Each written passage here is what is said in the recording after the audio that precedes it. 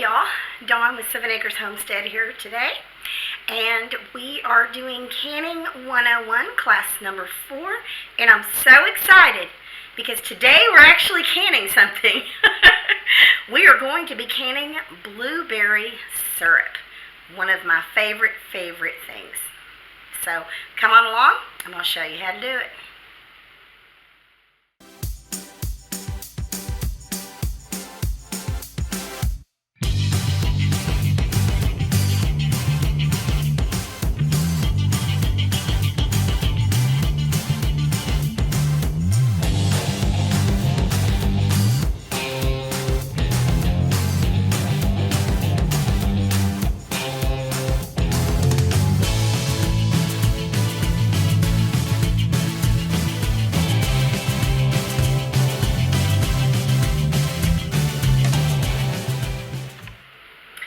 Okay, y'all, so I'm going to show you the equipment that I have out today that you're going to need in order to can this blueberry syrup. I have my jars, which I've put out a dozen of them. I may not need that many, but I went ahead and got that many out. And I'm using pint jars, which you can use any size jar you want to for this. I mean, if you think you're going to eat just a ton of it or you have a huge family, you can use the big quart jars. Or if it's just you and you just want a little bit at a time that you can open up and use, you can go all the way down to the 4-ounce jars with this. It's not going to hurt anything to use different size jars. The other thing that I have here today is I have my box of lids. So I do save my lids, and I have a tool that I use to open those. I will put a link to the mason jar lid opener in the description box in case you guys don't have one of those yet. So that's my box of lids, and then of course right next to it is my bag of rings, because I save those after I take them off of the canning jars to use them again.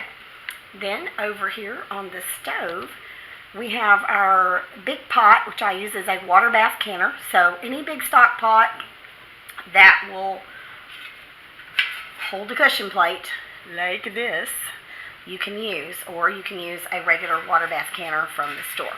I like my big stock pot. I am going to double duty that stock pot today. We are going to cook our blueberry syrup in that, and then we are going to turn around and use it as the canner as well. So we're going to kind of use that for two different things today for this recipe. The other things I have out for this recipe today is the recipe itself is coming out of my Ball Complete Book of Home Preserving. You get this on Amazon. You can get it in a lot of bookstores. I got mine on Amazon. I'll put a link to it in the description box. As you can see, it is very well worn. I use this a lot, and I actually have the recipe that we're going to use today marked with that clothespin. And in my version of the book, it's on page 195. And then there are some little changes that we're going to make to this recipe that will not change the pH balance or anything like that in the recipe. We're going to do this just a smidgen different today, but you'll see that as we go along. So here is my approved recipe that we're going to use today. Then I have my little thermometer here, and this is going to tell us when we boil our syrup what temperature it's getting up to, so that we can get it all nice and thick, because you know you don't want soggy syrup, you want thick syrup, so your pancakes and waffles and things don't get soggy when you put it on there. I have my funnel, which fits down in the top of my canning jars so that I don't make as big a mess. Trust me, we're going to make a mess, I always do, but this helps quite a bit. Then I have my little grabbers here that I use to put the jars in the hot water, pull the jars out of the hot water. You definitely don't want to be doing any canning without this baby here. Again, I will put a link to the kit that has both of these items in it, plus a couple of other items that come with it.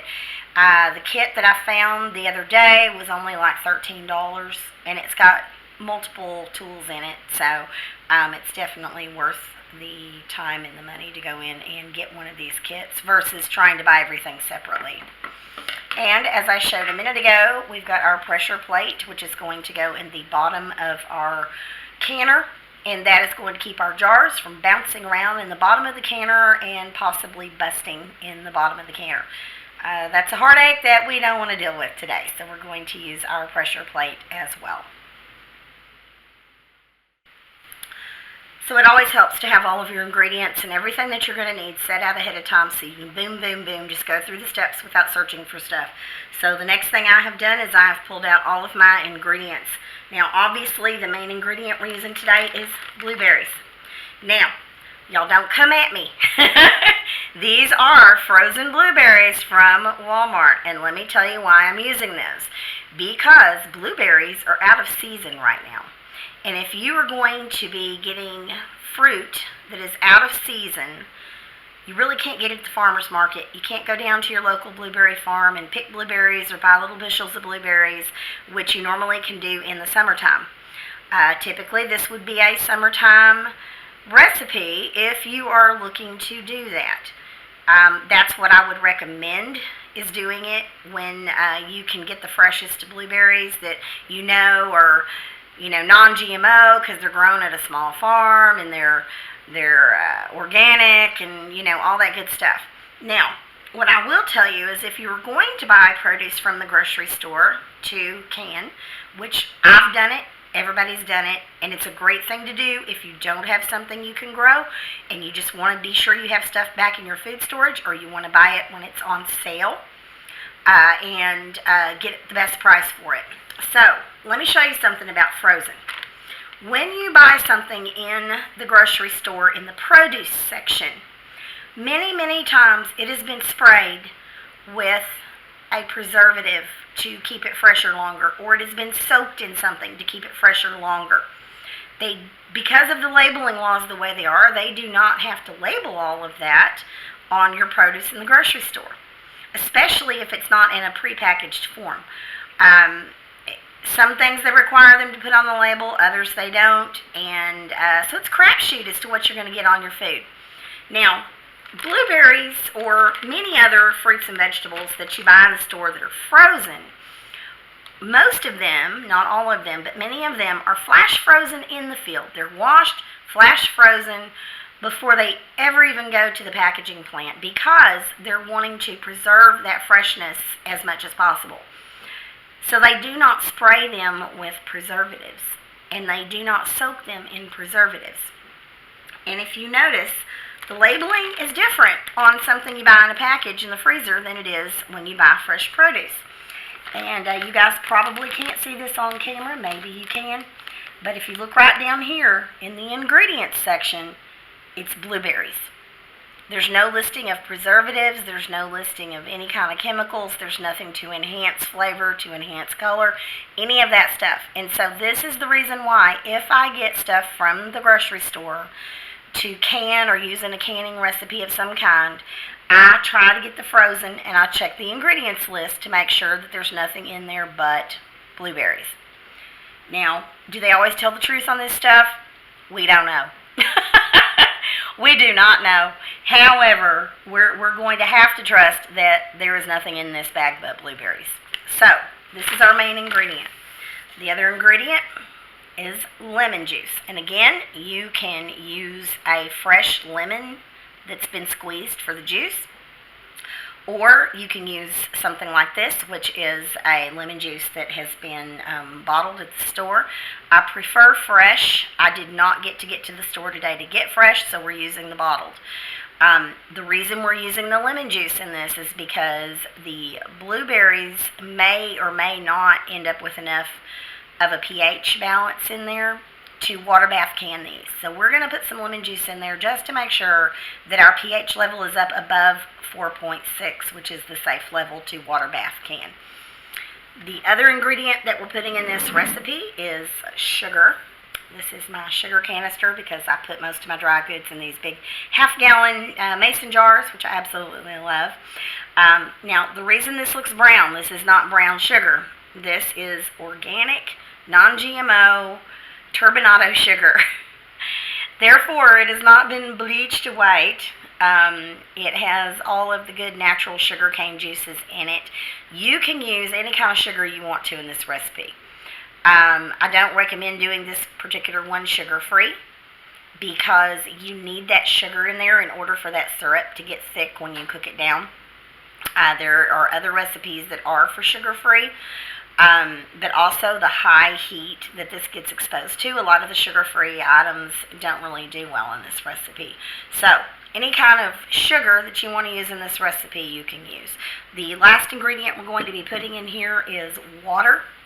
The recipe does call for lemon zest. I personally am not going to put lemon zest in mine. It's just used for flavoring. I feel like the lemon juice I'm putting in is going to provide enough of that. So I'm going to skip the lemon zest part of it. But you are more than welcome to put the lemon zest in yours if you would like to. So we're going to go ahead and measure these ingredients out, and I will show you what they look like in the pan. Okay, so as you can see here in the pot, I have all of my blueberries. I have my turbinado sugar dumped on top of that. I do have my lemon juice in here as well. And don't worry, guys, I'm going to put the recipe to this down in the description box. And also, again, you can find it in the Ball Complete Book of Food Preserving. So here is where I'm going to do the recipe a little bit differently than the book. The book has it where you make your syrup first, and then you make blueberry juice by crushing the blueberries, boiling them in water, and straining the blueberries out. I personally am that person that likes all the blueberries in my syrup. Like, I want the blueberries in the syrup. I don't want just plain syrup. If you want just plain syrup, you can follow that portion of the recipe, which I'm going to put in the description box. Or if you like chunks of blueberries in your blueberry syrup, then you can do it the way we're doing it here. So I'm going to go ahead and put my water in here. And we're going to go ahead and start stirring this up. This is part of my water. I need to get a little bit more. Okay, here's the rest of our water. And we're going to go ahead and we're going to turn this on medium-high heat so that we can get all of this up to temperature.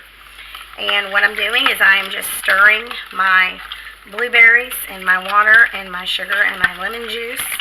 I'm going to get this up to temperature. I'm going to stir it occasionally to make sure that it's not getting too hot or that the blueberries are not burning on the bottom. And we're going to let this simmer for a little while. And what we're going to be doing is we're going to be checking the temperature of this until it gets up to the syrup temperature. Now, if you guys have ever made candy, then you know how the temperature gauge on this works. This is going to be down in my liquid so that I can see what the temperature is getting up to. I'm actually going to put it on this side so I can see it a little bit better. And we're just going to get this up to temperature. We're going to stir it occasionally. And it's going to have to come to a full rolling boil and boil there for a while before it gets up to temp. The temperature that we're looking for is 230 degrees, which is what is going to get this up to where that sugar starts getting thick. And that is what's going to make your syrupy texture. So we're going to go ahead and leave this going for a while, and we will come back and check on it here in a few minutes. Okay, y'all, so we got our blueberry syrup up to temp, and I want to show you guys what it looks like.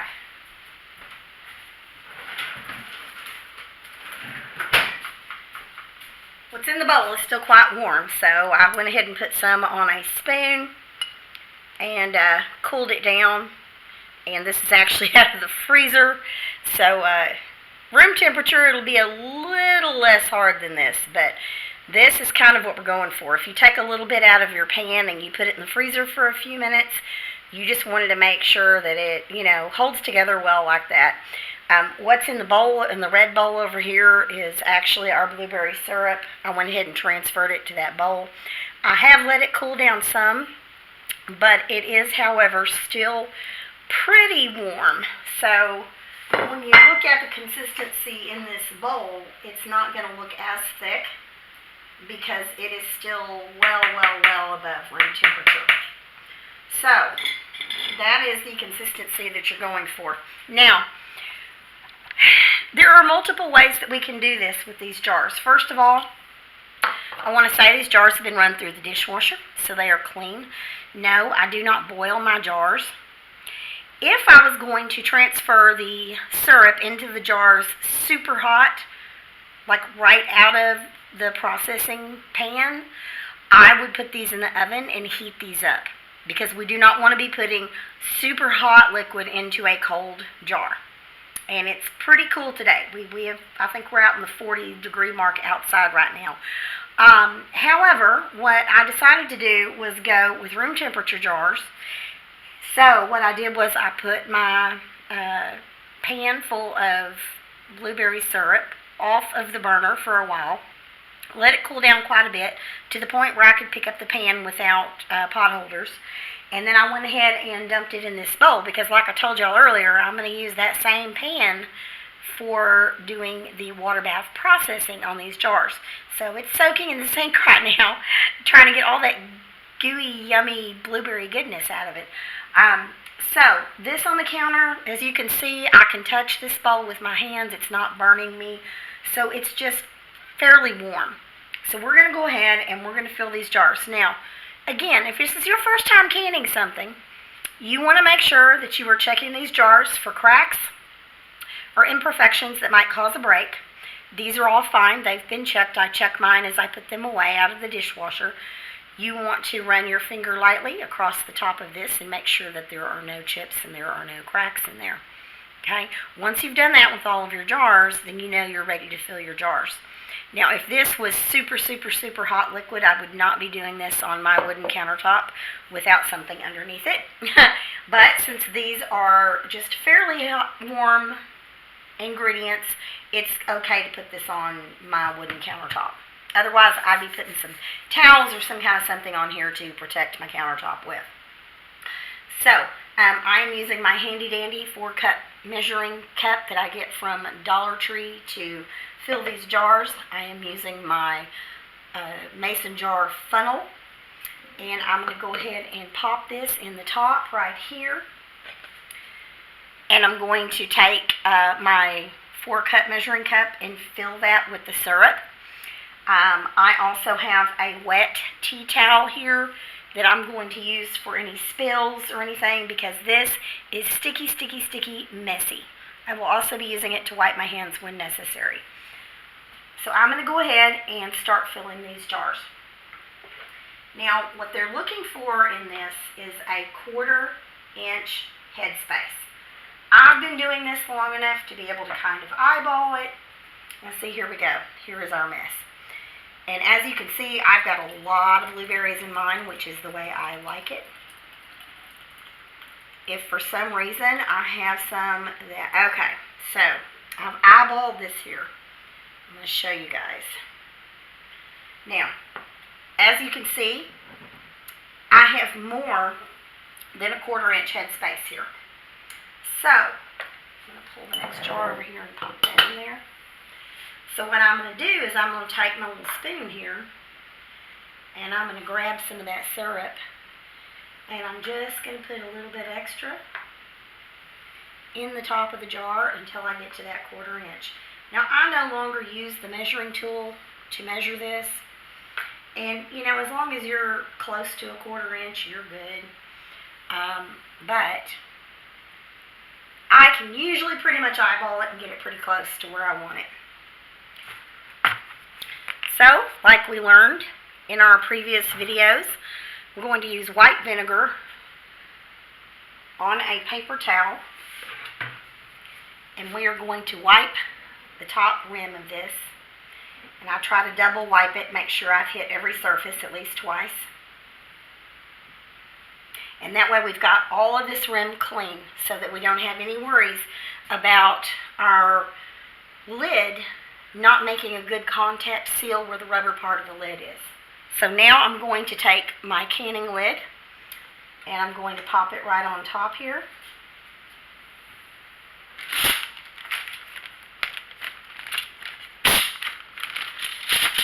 And I'm going to take my ring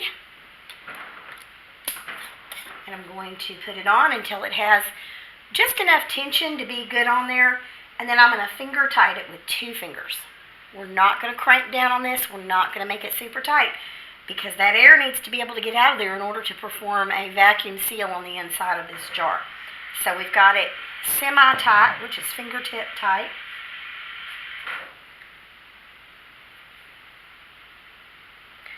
Now this is one of my old icky tea towels because I know that this blueberry syrup is going to stain it. So I'm using one that's already stained. But I'm going to go ahead and put this on my counter because I'm making a huge mess over here. So we're going to go ahead and start filling the rest of these jars, and then I'll show you the next step.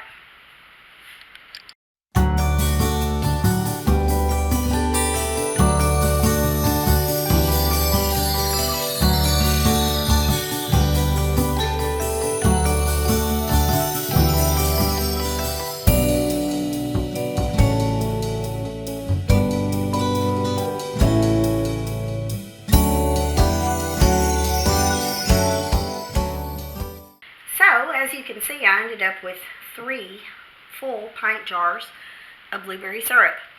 And I don't know if you guys could see this or not, but my blueberry syrup has a lot of blueberries in it. You can increase your liquid content if you want less blueberries in your syrup. You can double the water, double the sugar with the same amount of blueberries.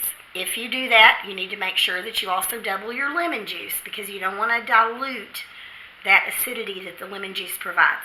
So if you double the water, double your sugar, then make sure that you double the lemon juice as well to make sure that that is covered. I like a lot of blueberries in mine, so typically what I use this for is blueberry pancakes, and that way you don't have to put blueberries in your pancakes, you just pour them on top. And they're really good. They're nice and plump and they're sweet and they're just really, really, really good. So the next thing we're going to do is go ahead and start the canning process on these, and we will come back in just a moment to do that. Okay guys, now remember what we said about the jars. Warm jars, warm water. So I have warm water in this pot. We're going to go ahead and take our pressure plate and insert it in here so that it can sink down to the bottom. We are going to take our lifting tool right here, and we are going to drop these down in. Now, there is a couple of things we can do here. First of all, we want to make sure that all of our jars are covered in boiling water at least an inch above the lid. And these are not. So we're going to go ahead and we're going to start adding more warm water in until we get it to that point.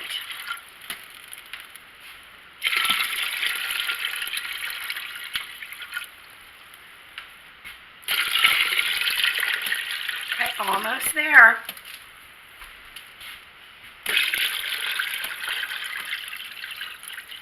A little bit more.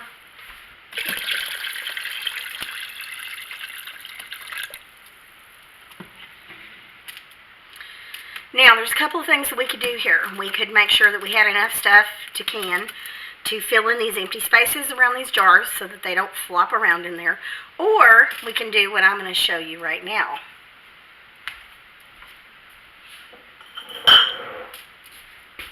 I am taking empty jars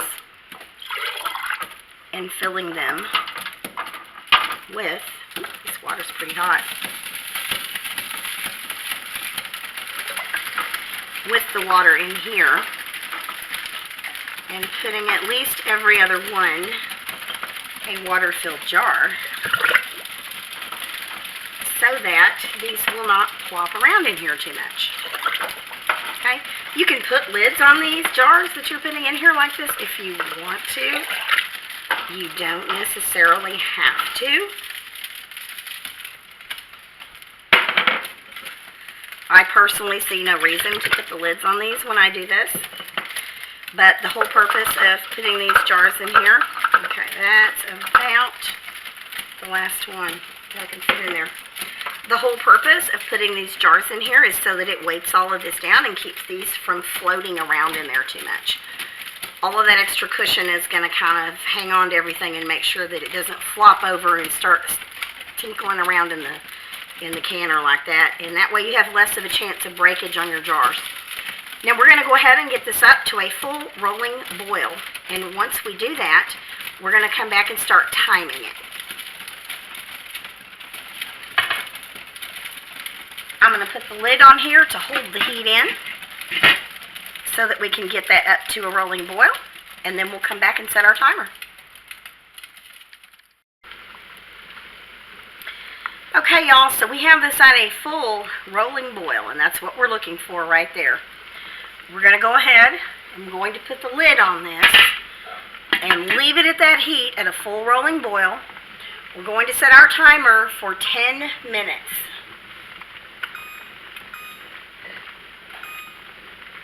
And then we're going to come back after 10 minutes and we're going to go to the next step.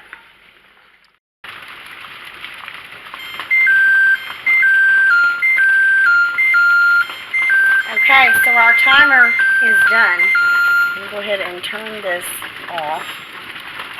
And now we're going to go ahead and turn the heat off on this burner.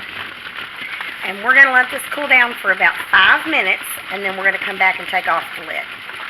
We don't want to open the lid with it this crazy and all this steam coming out because you don't want to burn yourself. So we'll leave it about 5 minutes, and then we'll come back. Okay, y'all. So this has been sitting here cooling for a little bit. We'll go ahead and take this lid off of here very carefully. I'm going to take our jar grabber here.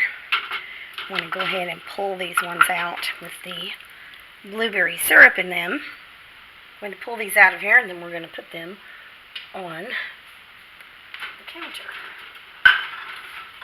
Now, a couple things when you take your jars out of the canner and you set them on a counter or wherever you're going to set them, you want to make sure that A, you are not putting a hot jar on a cold counter. If you have marble or laminate countertops that are really cold and you put a super piping hot glass jar on top of them, there is a good chance they're going to break. Now with my countertops, mine are butcher block wood countertops. So I don't want to set something hot and wet on there and leave it. So what I did was I just took a little wooden cutting board here and I put a double layer of towel down to put these jars on. So it's very insulated. I'm not having to worry about any massive temperature change, and I don't have to worry about leaving them there and they are going to ruin my countertop. So what we are going to do is we are not going to touch these for 24 hours. They are going to sit here until they are completely cooled. And we're also listening for something when we're doing these jars. As you can see, the little tops of the canning jar lids are popped up. And the reason that they're popped up is because there's a lot of heat in that jar. As that jar starts to cool down, it is going to pop that top down, and it's going to be a little indentation in the top of that lid. And you're going to hear it. It's going to go plink, and that plink noise is going to tell you that that jar has just sealed.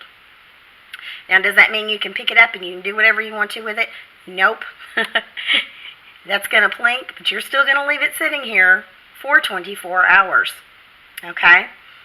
After 24 hours, we're going to take these rings off, and we're going to pick this jar up by the lid. And the reason we're going to do that is we're going to make sure that that's got a really good seal. So if that seal is on there tight enough to hold the weight of the jar and everything that is in that jar, then you know you've done a really good job in sealing that jar. But we don't want to do that until it hits 24 hours because it needs that long for the internal part of what's in that jar to cool down enough to have a super, super good seal on there. So we are going to leave these on the counter for 24 hours, take off the rings, check the seals, and then we will store them and we will have our blueberry syrup. Now the recipe for this was enough for 3-quart size jars, and that is exactly what I ended up with. If you want more than that, you can always double the recipe. Some people don't have a lot of luck with doubling the recipe. I personally have had a lot of luck doubling recipes when I'm canning. I've never had any issues. And so that decision is going to be up to you. So thank you guys for joining me today in making blueberry syrup and canning it. And I will see you guys on the next video.